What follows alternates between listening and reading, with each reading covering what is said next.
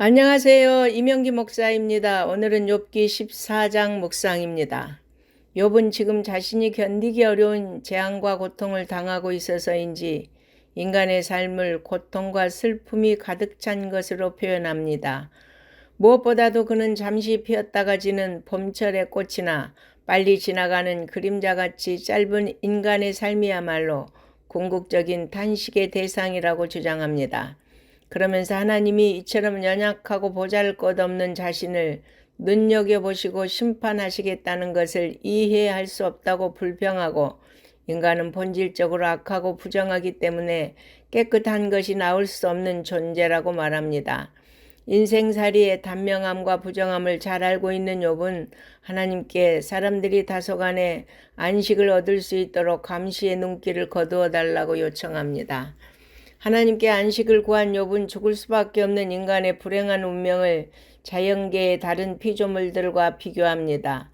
첫째로 사람의 손에 의해 잘려도 다시금 자랄 수 있기 때문에 희망을 가지고 있는 나무를 예로 들며 인생이 나무보다 못하다고 합니다.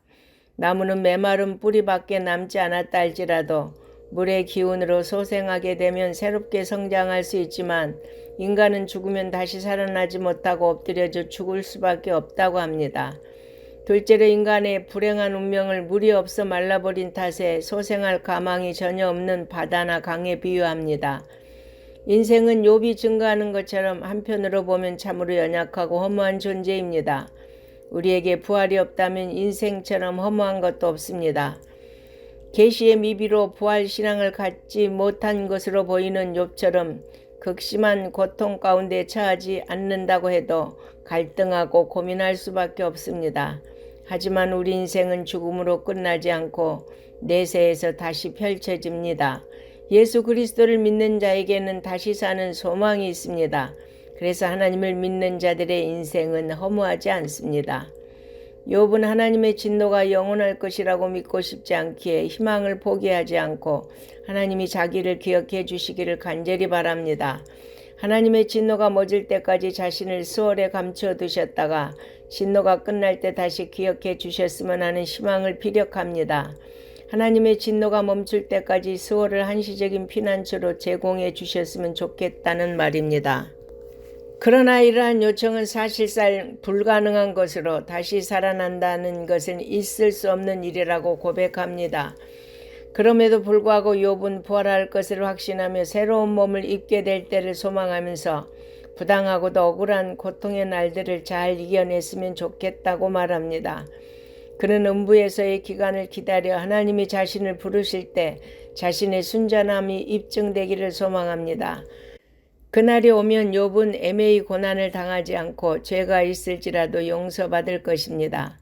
아무도 욥의 죄의 증거와 출처를 찾지 못할 것입니다. 앞절에서 불가능한 미래를 마음속에 그려본 욥은 다시금 냉정하고 가혹한 현실로 돌아옵니다. 자연계 안에 있는 것들, 산과 바위, 물과 돌과 땅의 티끌 등에서 발견되는 극심한 변화가 원상복구를 불가능하게 하는 것과 마찬가지로 도저히 죽음을 피할 수 없는 인간 역시 하나님 앞에서 어떠한 희망도 발견하지 못한다고 말합니다. 깊은 절망에 빠진 욥은 죽음의 세계를 서술합니다. 죽은 사람은 사랑하는 가족의 성공과 실패조차도 알지 못합니다. 그저 무덤 속에서 자신의 고통만 느끼며 슬퍼할 뿐입니다. 지금 욥에게 부활 이후의 회복은 전혀 불가능한 꿈일 뿐입니다. 이러한 욥의 사상은 고대 히브리인들이 사후 세계에 대하여 갖고 있던 사상과 아주 유사합니다. 그들은 사람이 죽으면 그 영혼이 음부에 간다고 생각했는데, 그들은 음부를 아름다움이 소멸되는 곳, 어두운 곳, 아무런 말도 없이 잠잠해야만 하는 곳, 고통이 있는 곳, 잔혹한 곳으로 생각했습니다. 고대 사회에서는 사람이 죽으면 모두 음부에 가는 것을 알았지만, 오늘 우리는 최후 심판 전까지는 믿음 유무에 따라 각각 낙원과 음부로 가고 최후 심판 후에는 천국과 지옥으로 가는 것을 알고 있습니다. 성도 여러분, 하나님께서 우리를 절망적인 상황에 처하게 하셨다면 거기에는 반드시 합당한 이유가 있습니다. 이는 우리의 죄를 해결케 하거나 우리의 신앙을 연단케 하거나 우리로 하여금 시험을 통과하여 하나님이 준비하신 상급을 얻게 하기 위한 것입니다. 그러므로 우리가 아무리 절망적인 상황에 처한다 할지라도 낙심하지 않고 끝까지 하나님을 신뢰할 수 있기를 소망합니다. 아멘.